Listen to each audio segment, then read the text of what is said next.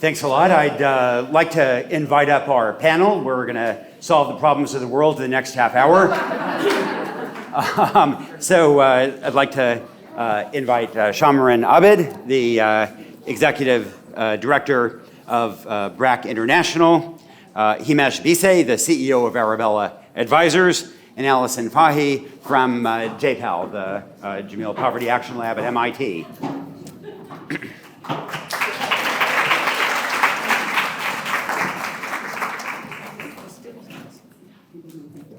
And Alison, since you're right here, let me put you on the spot. I just happened to get a text, and it turns out your rich uncle passed away, leaving you $1 billion. But this money has to be given away philanthropically.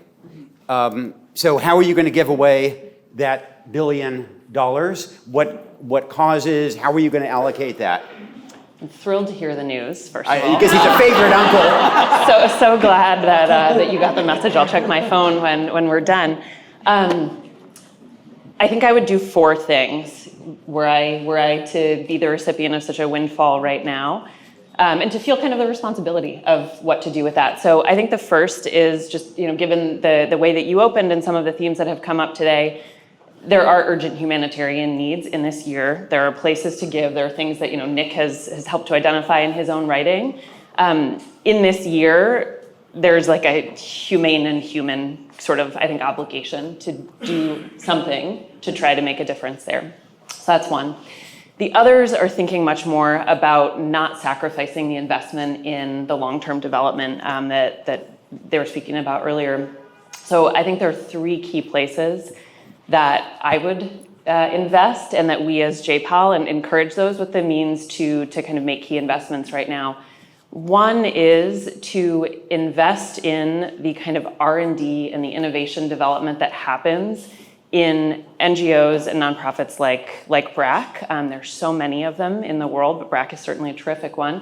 To help invest in the innovation for them to design new solutions to the kinds of problems on the ground that they're seeing, and in parallel, to invest in the rigorous evaluation of those things. That is the work that we do at JPAL. It's a part of the story that you heard earlier around the ultra-poor graduation approach, making it from interesting idea to happening at global scale. A part of the kind of integral middle piece there was rigorously testing that approach and having the evidence to say this works, it's effective, it's cost effective, and it can scale effectively. So that piece of investing in R&D and investing in learning, I think, is the second one. A third, and again, the BRAC story kind of illustrates this so well, is investing in the pathway to scale. Ultimately, what we want to see in effective programming is that government budgets can pick these things up and can implement them at scale as a part of their social programs. That is a possible future, but there's a valley of death in the middle, and that's a place that philanthropy can play such a wonderful and critical role. Things like Lever for Change and the other big collaborative philanthropy models I think are a great way, and I would want to put my uncle's money into some of those to help take some big ideas from interesting, relatively small scale to kind of getting to that medium scale that's necessary to be ultimately adopted by government. And then a third one that we haven't talked about as much here yet today is actually finding ways to invest in improving the ability to run evidence-based programs in government. We talk so much about bilateral aid agencies and these major budget cuts. The reality is today that the biggest spenders on social programs are low and middle income country governments themselves. And with a relatively small amount of money to help build the capacity within governments to generate and to use evidence in their own programming, we can have tremendous influence there. And so that's a fourth place that sort of investing in embedding some of that work within governments, and there are ways to do that as well. So that's what I do with my billion that just came in. And if you would like a slice of that $1 billion, then be sure to catch Alison on the way out. And her cell phone number is... Yeah, drinks on me afterwards at least, yeah. But let me also press you on something else. So one of the things that JPAL has, I think, done really successfully is not only point to good investments, but also to bad investments. And you've managed to piss off a lot of folks in the development community by talking about clean cook stoves, by talking about microloans in ways that are distinctly unflattering. So briefly, are there any things you definitely would not use your $1 billion to invest in that maybe some folks are really partial to? I'm just trying to see who we can offend here. What would you definitely not do? Yeah, so in the work that we're doing at JPAL, we are invited in by implementing organizations like BRAC, other NGOs, by country governments in low and middle income countries, by big international nonprofits and things, to evaluate their programs. And there's something that's quite bold in doing that and a bit vulnerable, that they're saying, we think we're doing something that works, but we actually want to work with you as external, objective, experts in evaluation to understand our impact. And so in some cases, we discover these astonishingly positive results, like of the ultra poor graduation models. And in other cases, despite our hopes that things are going to work, they don't work as well as intended. And in some instances, it's overturning some conventional wisdom that we might have, that something intuitively feels like it might work. So what are you not going to invest in? I think you identified, clean cook stoves as an interesting one. It's a place where in the lab, the technology works, and in reality, stoves break. There's no effective way to kind of get them fixed locally, and ultimately people either don't use them or they use it alongside the original cooking method, so the air is no cleaner. So it's an example of clean cook stoves, at least as evaluated, I would definitely not invest in. But what it also points to is that there could be scope for additional innovation on the model. It's not to say that the idea has absolutely no hope, but that the idea is evaluated, would not pursue. On the flip side, and I think maybe more important for the audience that's here, if I may, there are so many things that have really compelling evidence behind them that I think people can invest in. So after the shutdown of USAID and the whole cataclysm through the development world, we rolled out what we called the evidence effect, which is just elevating a little more than 30 compelling evidence-based programs that organizations we believe should be implementing, who have implementation capacity, and that funders, including philanthropy, can be investing in. And there's concrete opportunities to act there. So even more than what not to invest in, I think it's looking at what's there to invest in. Since you didn't manage to antagonize people, I'm gonna go ahead and try and if I, for example, if I inherited $1 billion, one reasonably popular cause that I distinctly would not invest in is mine clearance, because I just don't see the returns on it. It's a fairly expensive thing to do, and in terms of the cost per life saved, I just don't see it. Another thing I would distinctly not invest in is elite education. I think the cost of really expensive schools and really expensive universities, the return, again, is a lot less than getting girls through elementary school, et cetera. So that's kind of my take on it. Himesh, let me ask you something, and I hope you'll reassure me. I look at the philanthropic world, and there are fashions. And there was a period here in the US in the early 2000s when education reform was something really fashionable everybody wanted to write checks for. A few years ago, Black Lives Matter and racial justice issues were something everybody wanted to write checks for. There was a period where social impact bonds were exciting everybody. And they've all faded to some degree from what is fashionable. And I think one of the things that I worry about as I see the lack of reaction to the cuts in aid programs is that this outpouring of support from liberals and conservatives alike, from everybody from bleeding heart evangelicals to bleeding heart progressives, is that these international kinds of causes are going to be people are going to be somewhat less enthusiastic. So can you please reassure me that this is not the case, that you're not seeing any evidence of that? So, Nick, can I first begin with offering Alison my sympathies for the demise of her uncle? But what a great man he was. And perhaps he wants to invest in international causes to offer your reassurance. It's interesting, Nick. At Arabella, we have a consulting organization, and they've been doing a lot of research recently about the barriers to giving, working primarily with donors who have the capacity to invest in large systems change.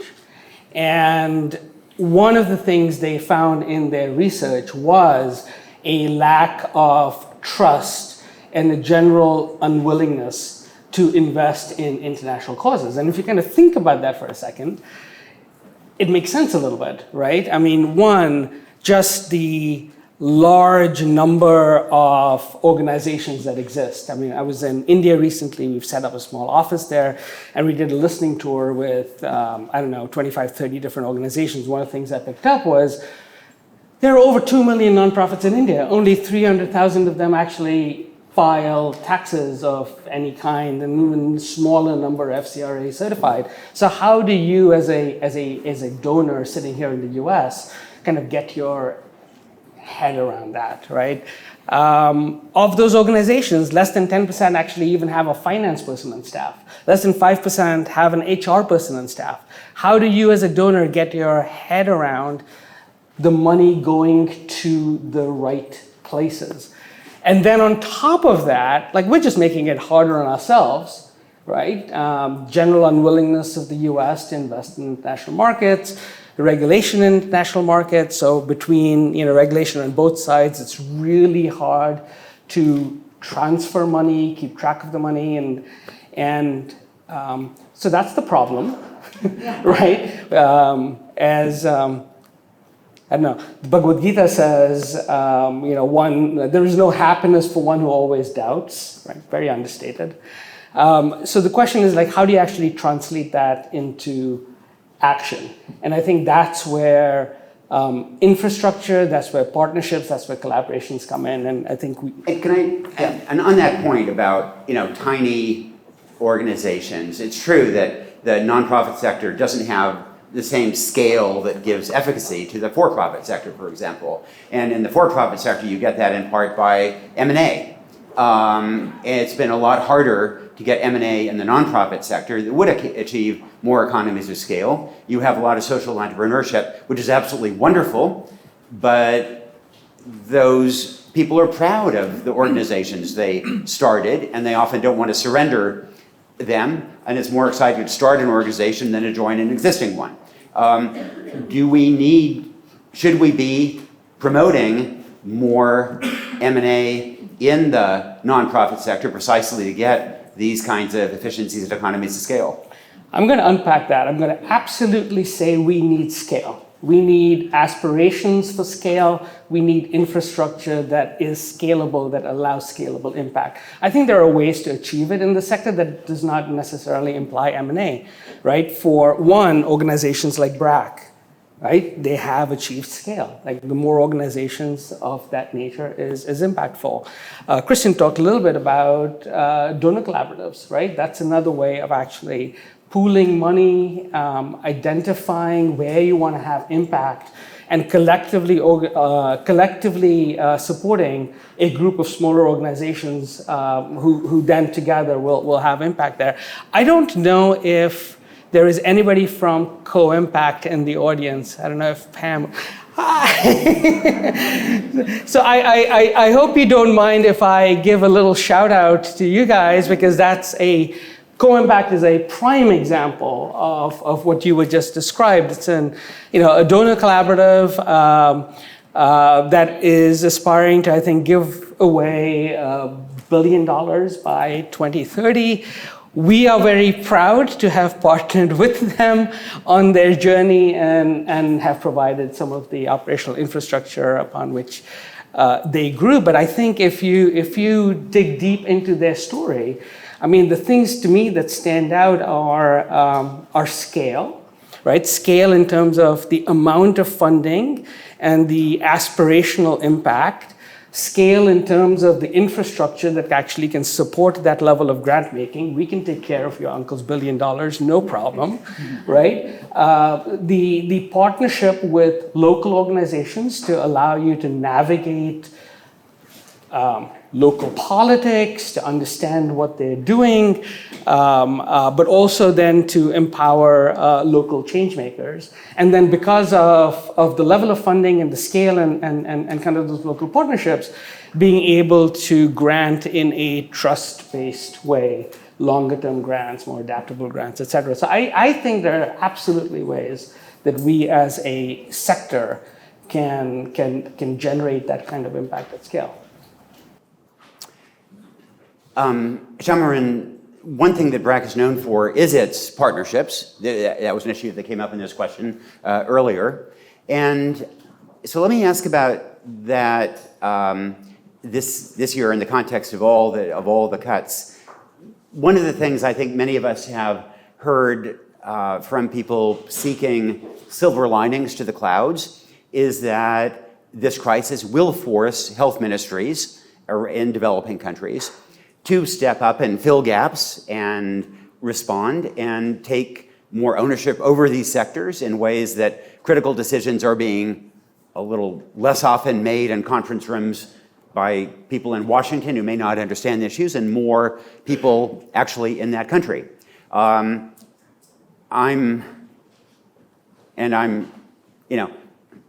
I think that would be a great thing. I worry that there are going to be an awful lot of dead kids in the meantime, considering how abruptly it happens. But to what extent do you see, health ministries or education ministries or economic ministries stepping up and wanting to partner with BRAC precisely to address the gaps that are rising in so many places around the world?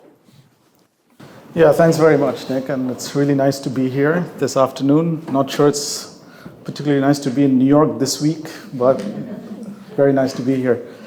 So that's a great question. So maybe before going to this question about partnerships from ministries, I think one thing that we've tried to do always as BRAC, and thanks for all the really kind words said about BRAC, but there are certain, values and DNA elements that have made us what we are, coming out of Bangladesh, one of the poorest countries in the world 50 years ago, and trying to solve problems at scale. There are a few things that we kind of really made part of the DNA of the organization, right? So I'll just say a few quick ones, and then come to your question about the way we're trying to take this globally now and how we're trying to build partnerships. So from the early days, something BRAC really understood working with communities in the most poorest, most remote rural villages of Bangladesh was that development is not something that we can give, right? Development is something people must take. So our role as an organization, as a development organization, is not to see ourselves as the givers of development. We're just facilitators. It's the poor people that do all of the work of development. They develop themselves. Poor women, struggle every day to create a better world for themselves and their families and their children, right? So we really look at ourselves as sort of facilitators of development. That's one. The focus on women was a second one. A real focus and understanding that women actually are the catalysts of change within their families and their communities, and we need to really invest in women, right? The bias towards action. So a lot of organizations do a lot of work analyzing and over-analyzing. We just said, let's get out there, let's start the work, let's keep doing it, and learn as we go along. And as we do that, we will figure out how to solve problems. And then the focus on scale. Like once we've decided that certain things work, how do we take it to scale as quickly as possible, either by ourselves or through partnerships, right? And then another one I would say is not being stuck to a model, right? So sometimes we get money from a donor to do something, run a donor-funded project. We've invested in social enterprises. We've invested in microfinance, which is sustainable and can help a lot of people. We've invested in private sector companies. We've built banks. We've built mobile money companies. We run a university. So it's sort of looking at development not from a sectoral sort of angle, but looking at development as something, like if you go to South Sudan today and you go and you set up schools for girls, you will realize that these girls will have poor outcomes, not because the school is not working or the teacher is not coming, it's because they're coming to school hungry, right? And if you're coming to school hungry, you're not going to learn very well. So you can't solve, then you realize that there's a problem there of nutrition, and you've got to solve a second problem, and then you've got to solve the problem of water sanitation, and then you've got to solve the problem of livelihoods for their families. And so you can't look at development as very sectoral issues that can only be solved sectorally. You can, for us at least, you've got to really tackle it as in an integrated, holistic kind of way. So as we're working now, taking some of these ideas that BRAC developed and worked on and built a very successful model for development in Bangladesh and taking it globally, of course, the need for partnerships become very important. But partnerships for us mean many things. First of all, we're partnering with communities, right? So we have to be grounded in the places where we work. We've got to leverage what's already available. We've got to understand the needs of those communities and build our programs in a way that they can have impact on the communities we serve. Of course, we're seeing now much more need for partnerships with other organizations, but also, as you asked, there is a lot of interest from governments. Asif talked about the Ultra-Poor Graduation Program. Our big bet on Ultra-Poor Graduation is that we can have the greatest impact, not by doing more implementation of the program ourselves, but actually going in, embedding ourselves in these large government social programs, where governments in most developing countries are spending billions and billions of dollars in badly targeted, badly designed, badly implemented programs across many countries. Some are better than others, but generally with a little bit of tweaking of the programs, with a little bit of better targeting, we can get a lot more impact with the same money governments are already investing in these programs, right? So we can see that some money spent by us can leverage 30, 40, 50, in some places 70 times that amount of money coming from governments, and we want to do more of that. So from our perspective, we're going to work across all of that. We're going to run our own programs where we need to. We will partner with other organizations. We're always going to partner with the communities, and where possible, we will leverage government programs to go to scale, because that's the only way we can get to scale quickly, because time, as you said, there needs to be urgency at this point. And to what extent do you think there is grounds for seeing a little bit of a silver lining here, and thinking that 10 years from now we will look back and see that whatever the human cost in the meantime, that allocations of resources on healthcare and education are owned a little bit more by local governments and a little bit less by people far away, while still providing those resources? Yeah, so I think one thing I do want to acknowledge is, the USAID going away has had a huge impact on the world, and you've written about it, Nick. But also, we should not think that all is lost, right? There is a lot of important work happening, being done by organizations like ourselves and many others. There are funders that are still funding programs. And as you said, governments are also investing a lot in social programs, education, health in their own countries, right? But still today, we talked about the absorptive capacity of organizations. I mean, one thing to think about is the scale of the need that exists, right? There's a huge amount of wealth in the world, unbelievable amount of wealth in the world, but still today, more than 200 million kids are out of school globally. And the majority of them are girls, right? There's roughly between 600 to 700 million people living in extreme poverty around the world, right? More than 100 million people displaced or refugees. So there is a huge amount of need. A lot of governments are trying to do the best they can, right? A lot of need is in now lower middle income countries, and those governments, of course, have more fiscal capacity and implementation capacity to do more themselves. But then there are a lot of countries that don't have that fiscal or implementation capacity to take care of the problem by themselves.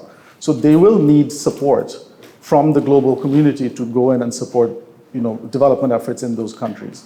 So as we work across all of these countries, we're realizing that in some countries, we've got to go in and do direct implementation of programming ourselves, because the capacity doesn't exist and the fiscal space isn't there with governments. But in some cases, governments are investing a lot of money into their own programs, and we can just go and work with them and try to make those programs more effective and leverage their programs, and that's a much better way to go about it.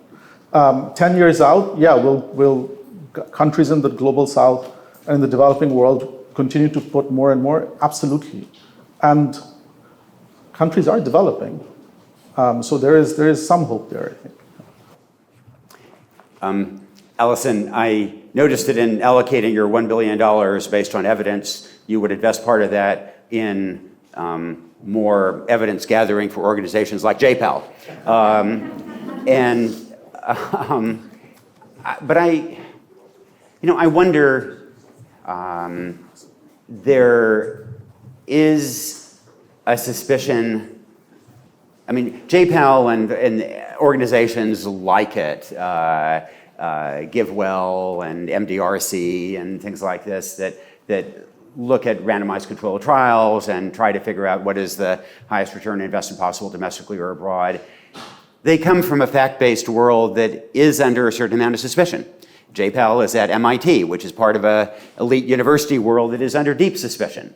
And I mean, then the New York Times is very much part of that world under suspicion as well. Marco Rubio said this week that no one has died as a result of U.S. aid cuts. And so there is a real resistance to kind of the, what once would have been regarded as clear facts, and certainly to universities. And so I wonder to what extent you think you either see pushback from people about what should be obvious RCT results, to what extent this kind of evidence is becoming associated with liberals in ways in which it becomes suspect among conservatives.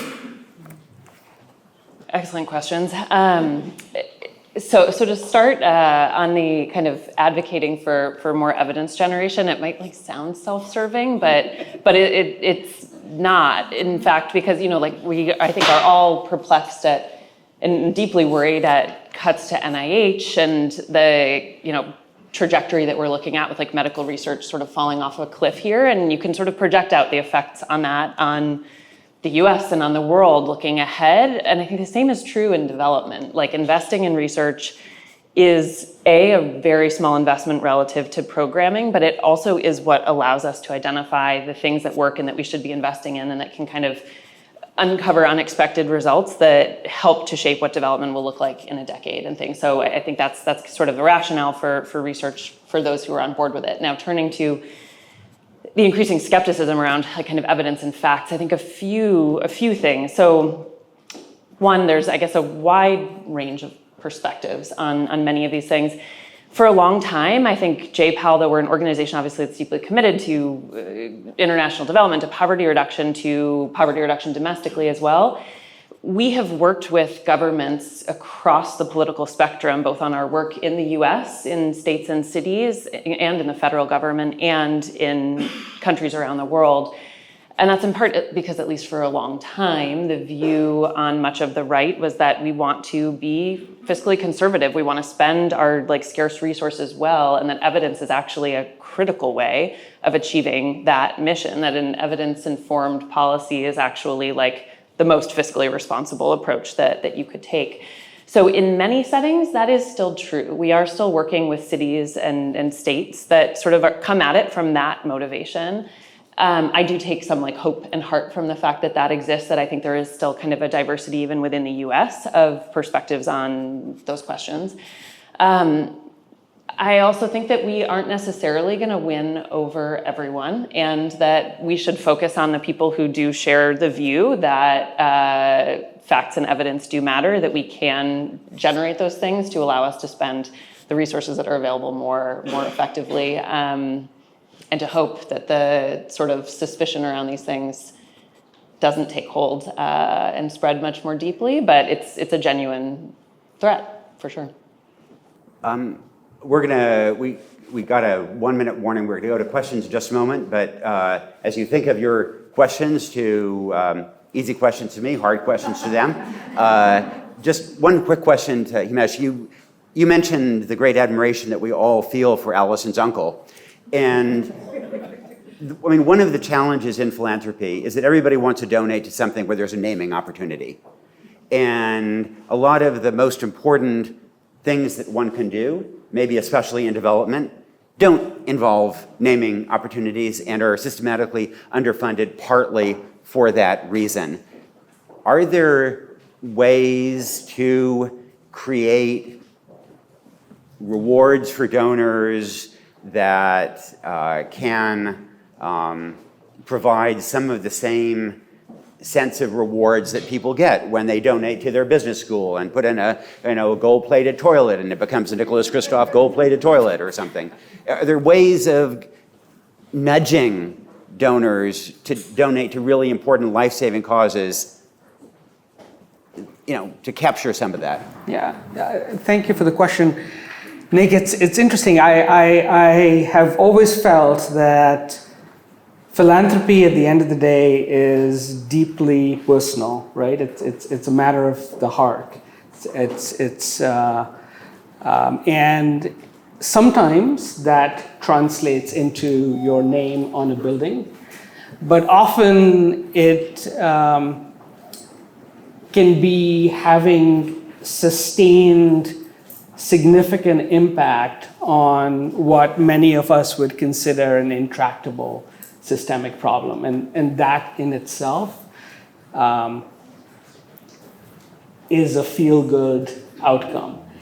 And to do that, I think we have to, as a sector, be able to connect the dots, right? We have to be able to begin the journey with truly understanding where the passion lies, truly being able to identify the reward, whether that's an individual or whether that's an institutional foundation. At the end of the day, everybody is tracking against a goal or a personal idea.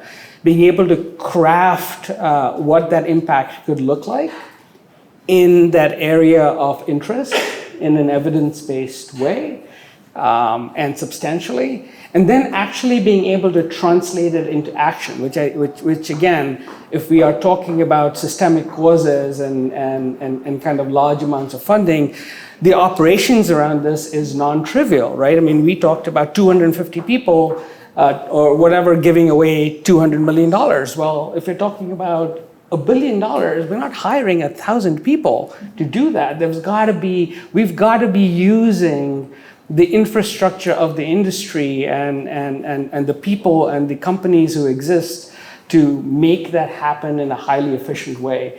And once that is distributed in the right way, in the right kind of granting, being able to track the impact around it and kind of bringing it all back and ensuring that impact is actually sustainable. And I don't know, if I came into that $1 billion, that would make me feel pretty darn good. Yeah. Your point, I think, about philanthropy being very personal, I think is so true. And people always donate to causes with which they have some contact. And my own theory, maybe we can get together afterward and do the planning, is that what we should do is release a bunch of malarial mosquitoes on Central Park South. That is the way to get funding for malaria research. Questions? And I think, Raiden, you have a microphone and, or... We have time for about one question. Anybody's got a burning desire from all the great things that you just heard from this panel. Yeah. Hi, thank you for opening this. My name is Veronica Torres. I work for MasterCard. You all talked a lot about evidence-based gathering. So I would like maybe one or two of you can talk about more specific examples of evidence-based gathering that you gathered, and how have you worked with governments or with BRAC organizations, or how do you use that evidence and what happens with it?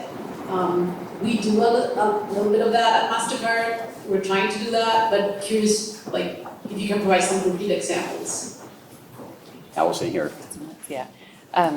Sure. So with philanthropies, we spend a lot of time working with organizations who are like developing and designing their strategies to say, okay, what are the big things that you care about? So let's say you care about girls' education, then we can bring in here some of the most promising things that have emerged from now 20 years of research, more than 2,500 studies. Here's some of the most promising things that you might want to consider investing in that particular area, or you care about increasing, economic growth and access to professional opportunities. Here are some concrete opportunities. So that's what we're doing with philanthropies. Similarly with governments, what's the outcome that you're trying to move the needle on? Okay, you're trying to improve, health outcomes for kids under 5. What do we know? And how can you integrate that into policy? So it's advising on the policy side with donors who are giving money, or with governments and other implementers who are implementing. So like to give a concrete example of something that's like interesting and that I find exciting emerging from the evidence, BRAC's work is certainly there. The ultra poor graduation is one. But another that sort of is interesting and helps to kind of overturn conventional wisdom a little bit is the evidence related to unconditional cash transfers, that for a long time people had thought like people will waste the money, it will reduce the interest in work. In fact, like dozens of studies have now completely overturned that thinking. This is a very effective approach at helping families to weather shocks and at improving well-being. There's a whole host of like climate-related applications, humanitarian applications. So working with organizations to think, okay, do you want to bring that in as part of your portfolio? There are ways to give in that space, or exciting things related to, for example, some really interesting research that came out of Ghana looking at the impact of giving girls scholarships. And many in the room might say that sounds like a very exciting way of improving educational outcomes. Over research that followed girls for about 15 years, we also found that in addition to improving the outcomes for those girls, investing in those scholarships actually significantly reduced infant mortality of their children when they went on to have kids. So the bang for your buck in giving there is like so much greater than you might have thought that it was before. So we can kind of bring in that evidence and then work with philanthropies, work with private donors, work with governments to figure out how do you use this as a part of your own decision-making process. But there thousands of examples. Those are just a couple. We'd love to talk more about what might be of interest to you guys and at MasterCard. And the JPAL website has lots of this on it. So does the MDRC website, GiveWell.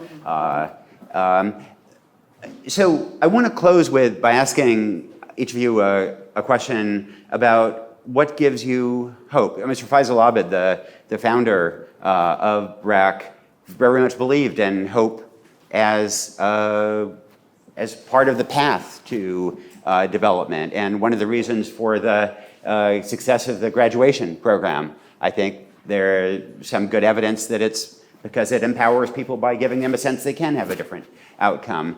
This is a gloomy week for, I think, a lot of people, something of a gloomy year. So the challenge now, give us hope. Shameran? Do you have here you go. Thank you. Well, Asif already stole my answer for that one, because I was gonna say the same thing. I mean, if you've got to look for hope and inspiration at a time like this, you've got to look at the people we work for. All across the world, these extremely courageous women that do most of the work that we support. But because he took that one, let me just talk about maybe another one very quickly, which is, I think you're right. We're all suffering from a bit of, doom and gloom, and in our sector right now, given the money's gone away, or a lot of money has gone away, we feel like things aren't really happening, and we're going to see a backslide into a lot of poverty and disease, and some of that will happen. And you, again, Nick, you've done a great job of writing about that. But also you can look at it from another side, which is over the last 50, 60 years, a lot of development has happened. A lot of capacity has been built. A lot of evidence has been generated. We have a sense of what works now, right? There are still areas in which we need to generate more evidence, but there are many areas where we have a really good sense of what works. The capacity to deliver high quality programs at scale exists, right? And there is a lot of wealth in the world. There is a lot of money around, right? We shouldn't feel despondent that we're not going to see the end of poverty, or we're going to always have hundreds of millions of girls out of school, or I mean, these problems can be solved. We need action. We need to bring these things together. And if I just talk about extreme poverty, and I give this example a lot, I said there's between 600 and 700 million people in extreme poverty, of which we think about 400 million or so are in ultra poverty, which is like the poorest of the poor. And 400 million people it's less than 100 million households. But let's just say it's 100 million households, right? A high quality graduation program, if you average it out across different regions and countries, costs about $1,000 per household. So 100 million households, $1,000 a household is $100 billion. That's it. $100 billion is what individuals have, right? If you look at where the amount of money governments are putting in. Elon nephew's uncle. Elon has 4 times the amount of money. I'm not sure he's going to give it for extreme poverty reduction. But the point is he doesn't have to, because a lot of this money will already get spent by governments in places like India and Indonesia and Philippines, Bangladesh, Ethiopia, Nigeria. I mean, a lot of it's coming from those governments themselves. But what is left, I mean, $30-40 billion going into extreme poverty over the next 20 years, we'll see the end of that. And we have a lot of the ability and the know-how to be able to do that. So I don't think people should go away thinking this will always be the case and all is lost. All is not lost. It's right now, this year, things are not looking great, but this will turn around and we'll still be around doing the work, and these very courageous women will continue to fight for their survival and giving a better lives to their children, and we need to step up and do better. Himesh? I think it was Mandela who said that courage is not the absence of fear, but the triumph over it. So I think what gives me hope is when I see all the very pragmatic and clear-eyed work that is underway to triumph over the fear of this moment, and whether that's fiscal responsibility, whether that's collaboration, whether that's stepping in with more funding or longer term, more adaptable funding, all of those things, and kind of, as somebody said, the determination of the people who are following through. Alison? Two sort of related things. One is, I think you mentioned earlier, one of our co-founders, Esther Duflo. She's one of the ones who won the Nobel Prize. She's not in New York this week because she's in Benin. Meeting with the government there, where over the last several months, they have agreed to partner with JPAL to build kind of a lab that's designed to generate and use evidence in reducing poverty across a whole host of big government priorities. And it's things like that are actually government-led, that give me tremendous hope. And I think I agree that she made the right choice about where to be this week, because I think that actually is a place of tremendous, tremendous potential, and there's scope for philanthropic support to help make some of those things happen, to build that infrastructure for organizations like BRAC or like JPAL to be working with government on those objectives. And a related one just yesterday, so this one's fresh this week, we heard from the permanent secretary responsible for humanitarian issues in Uganda, who outlined the government's policy, and they're hosts to, I think, 1.9 million refugees. And it was a policy of astonishing humanity at a time when so many other things in the world actually could give them the permission to do precisely the opposite. And I took personally tremendous hope in how deeply committed to just goodness and decency and seeing their neighbors' children as their own children, that is embodied in that government policy. And that, again, to circle it back to JPAL and evidence, that they are committed to using evidence in many of the programs that they're actually going to implement to try to support the integration of refugees. So there are pockets of humanity that are out there, and there's an ability, though the amount of funding available is massively cut, we will see things looking much worse over the next few years. If we can use the money that remains as effectively as possible using evidence, I think there's hope there. If we can try to crowd in more money and use evidence with that, there's even more hope there. And there are extraordinary partners in the nonprofit sector and in governments like all around the world that we can be working with. So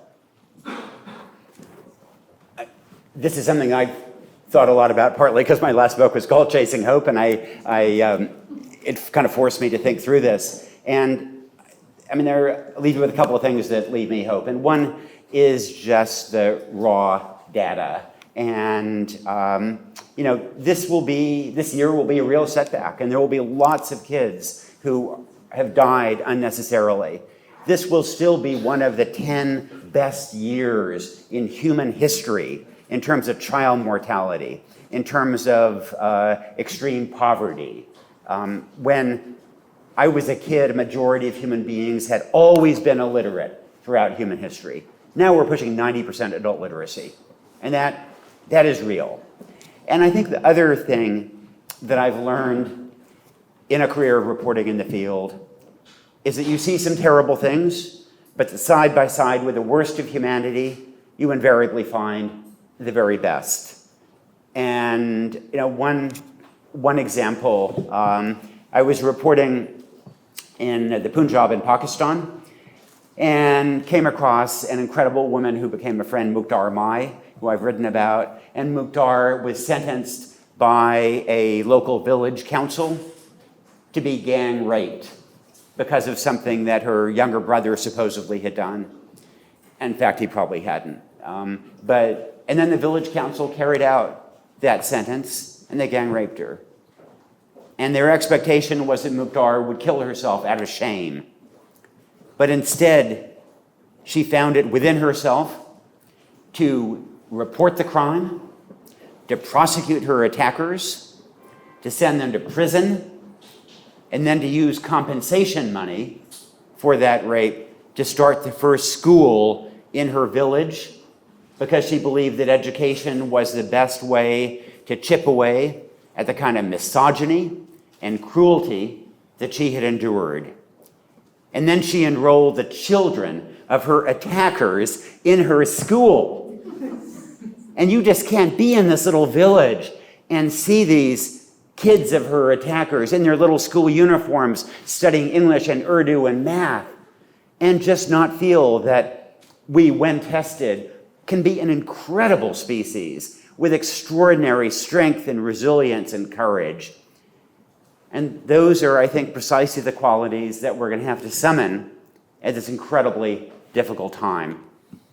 Thank you all for coming, for joining in this, and together I think we can chip away at all that we confront. Thank you.